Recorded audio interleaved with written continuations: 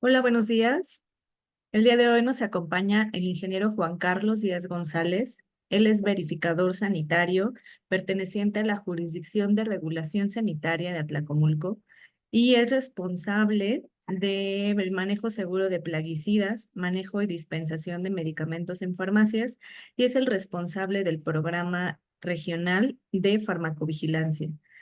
Bienvenido, ingeniero. Muchas gracias por compartir hoy sus conocimientos con nosotros y adelante, cuando guste empezar.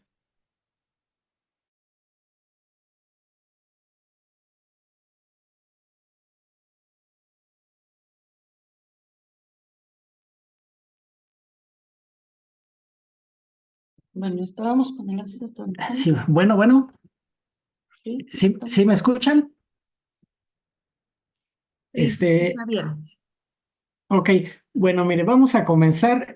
La plática que vamos a ver el día de hoy se trata sobre el manejo, bueno, sobre la norma 220 de farmacovigilancia. Esta norma 220 de farmacovigilancia va de la mano con otra norma hermana que es la 240 de tecnovigilancia, pero ahorita solo los vamos a molestar con esta norma 220.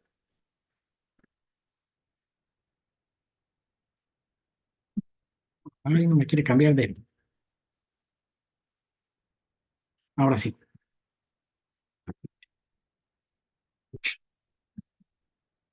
Bueno, farmacovigilancia es una de las actividades de salud pública que está destinada y enfocada a la detección, identificación, cuantificación, evaluación y prevención de los posibles riesgos derivados del uso de medicamentos y vacunas.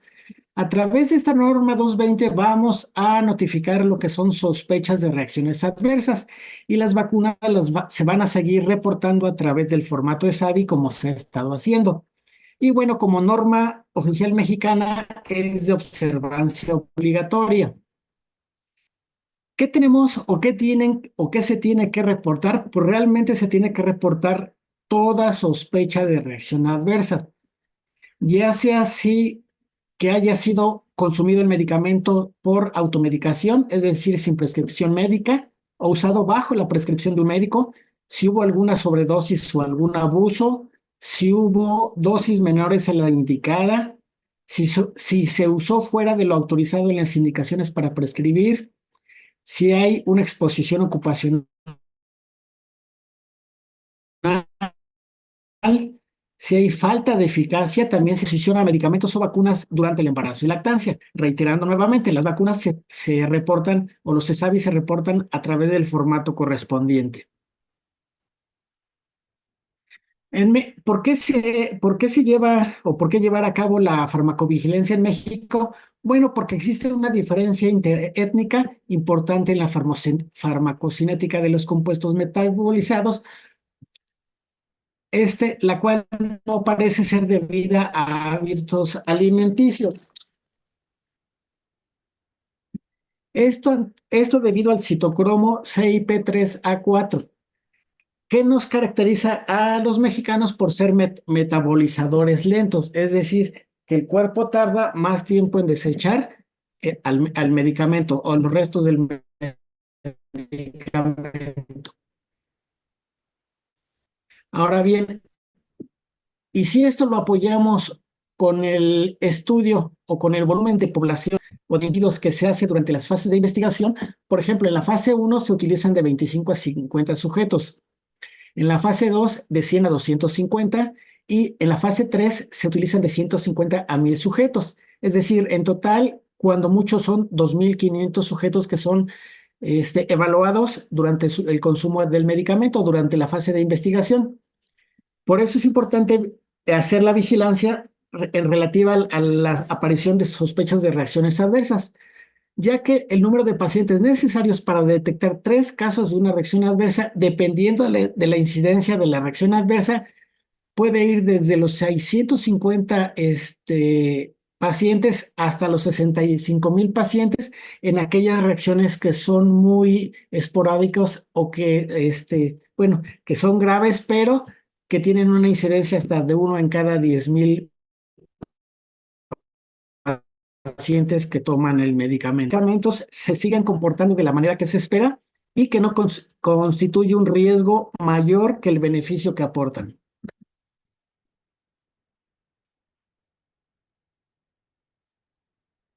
Espérenme tantito. Ahora sí. Factores determinantes en la presencia de reacciones adversas. Bueno, hay factores tanto que son propios del fármaco y otros que son propios del paciente. Dentro de los factores farmacológicos está la misma farmacocinética del medicamento, su formulación, su dosis, su vía de aplicación y la velocidad a las fisiológicas que tienen que ver con la edad, el sexo, el embarazo o también las patologías de enfermedades concomitantes. También existe influencia por la predisposición alérgica y la predisposición genética. Los elementos claves en un sistema de farmacovigilancia son los siguientes, es decir, ¿cuál es el beneficio que nosotros obtenemos de llevar a cabo eventos? Bueno, el reporte de sospechas de reacciones adversas nos lleva a identificar y llevar una colección o una notificación de todas las reacciones adversas, lo cual nos lleva a un mejor control o mejor conocimiento de qué es lo que está sucediendo durante el consumo del medicamento. El análisis, la interpretación y el entendimiento del medicamento, así como del paciente y de la enfermedad, pues nos lleva a hacer una evaluación correcta y una comprensión de la reacción adversa, es decir, cómo aparece y por qué aparece. Todo aquello nos permite hacer una identificación de minimización de la reacción adversa, lo que nos lleva a establecer un manejo del riesgo del medicamento, es decir, evaluar el riesgo de beneficio que nos conlleva el consumo de ese medicamento. Y eso nos permite a la vez tener algo que informar, algo que comunicar, experiencias de otros lugares en cuanto al consumo de medicamentos, es decir, se hace unos reportes agregados a toda la información que ya se tiene del medicamento a través de las diferencias o agencias internacionales.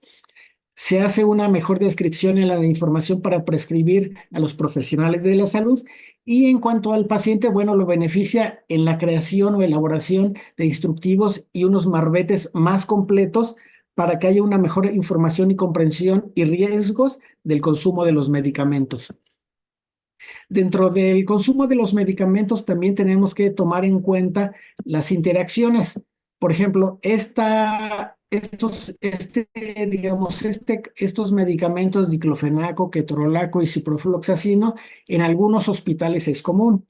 No quiere decir que tengamos que suspender o evitar la administración de estos tres medicamentos en común. Simple y sencillamente que para el equipo de farmacovigilancia es importante cuando un paciente está consumiendo estos tres medicamentos porque existe una interacción seria entre los tres, es decir, los tres medicamentos reaccionan entre sí, interaccionan y elevan la concentración de ellos mismos dentro del organismo del paciente. No quiere decir todos los pacientes que consumen estos medicamentos van a presentar una reacción adversa. Simple y sencillamente hay que tener solamente vigilado al paciente para que en el caso de que presente hospital pueda intervenir y decidir qué es lo mejor para el paciente, si suspender el medicamento, aplicar un antagonista o alguna otra situación. Como aquí podemos ver, todos interaccionan con todos, hay una interacción seria y hay otros, por ejemplo, diclofenaco y ciprofloxacino que hay que monitorear de cerca para ver si no hay alguna reacción. Les digo, esto solamente nos lleva al equipo de farmacovigilancia a estar pendiente de los pacientes que toman estos medicamentos. No quiere decir que se tenga que evitar o sustituir. Si ustedes consideran que es necesario los medicamentos, se administran y el equipo de farmacovigilancia pues tendrá que estar pendiente del consumo del medicamento por el paciente. Ahora bien, nosotros, para hacer una evaluación de los formatos de sospechas de reacciones adversas, aquí cabe agregar que les agradecemos el envío de las reacciones adversas que nos han enviado. Bueno, nosotros de cierto prestigio, y nosotros utilizamos este algoritmo de Naranjo para determinar la causalidad de la reacción. Es decir, una vez que tenemos conocimiento de toda la información sobre las sospechas de reacciones que están declaradas por el fabricante y el laboratorio, de que se pueden presentar con cierta regularidad ciertas reacciones, pues nosotros contestamos las preguntas que vienen ahí. Una es que si existen informes previos concluyentes, si apareció después de administrarse el fármaco, si mejoró al interrumpirse el tratamiento, si se administró, si existen causas alternativas, administrar un placebo, si se determinó la presencia del fármaco en sangre, si aumentó la gravedad de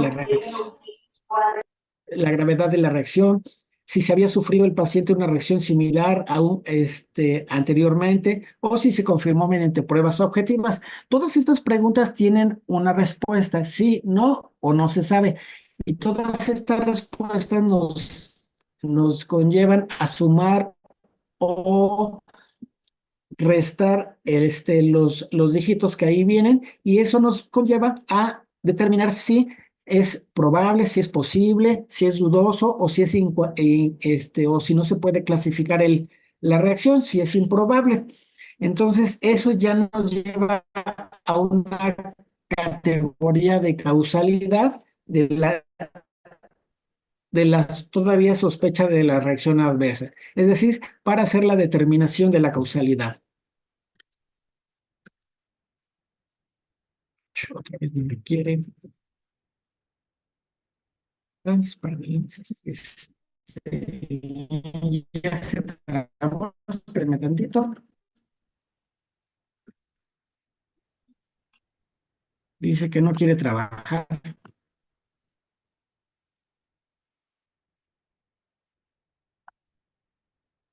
Ahí está. Bueno, nos puso de la página del Instituto Mexicano de Seguro Social, de la Universidad de Morelos, de la UNAM. Hay otras como Medscape, y Cromedex, se paga guías terapéuticas y e-medicine sobre revisiones sobre enfermedades. Estas son algunas de las páginas que nosotros consultamos en la búsqueda de información para determinar si existe ya algún conocimiento sobre el tipo de reacciones adversas que presentan los medicamentos. Hay reacciones adversas que ustedes saben que al aplicar determinado medicamento puede causar algún malestar. Esas también se tienen que reportar. ¿Por qué reportamos o por qué reportar lo que ya se sabe que sucede? Bueno, eso lo ven ustedes, pero las personas que llevan, por ejemplo, toda esta información en el Centro Nacional de Farmacovigilancia, pues quieren estar seguras de que todos los medicamentos se están comportando como esperamos, y que en el caso de requerirse, bueno, se prende una señal de alerta para acotar su uso, su consumo.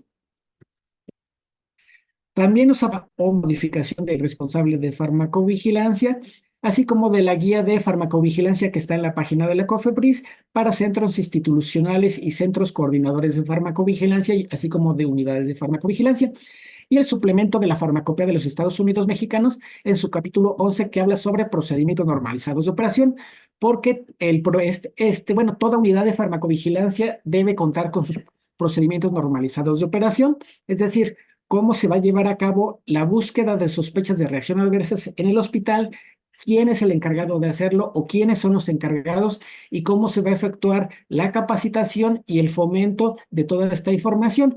Cabe señalar que es importante que al público usuario y consumidor de medicamentos se les informe y capaciten para que ellos mismos no retroalimenten y sepan qué hacer para que en caso de que sufran algún malestar o algún inconveniente durante el consumo de los medicamentos, sean ellos mismos los que nos notifiquen o nos avisen que tuvieron alguna sospecha de reacción adversa.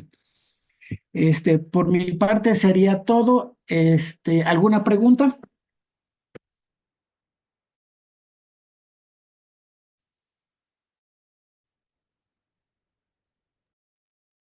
En el chat no tenemos ninguna pregunta. No sé si algún otro participante quiera tener alguna duda. ¿Sí me escucharon? Bueno, ¿tienen alguna pregunta?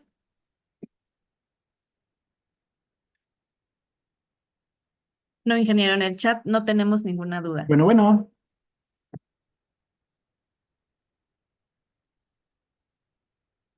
Ingeniero, ¿nos escucha? Sí, ya, ahorita ya. Ah, ok. No, le comentaba que en el chat no tenemos ninguna duda. Ok. Perfecto. Entonces, bueno, fue breve porque para permitirles continuar con sus actividades, realmente sé que tienen mucho trabajo. Se les agradece el tiempo y la disposición para permitirnos entablar esta charla con ustedes.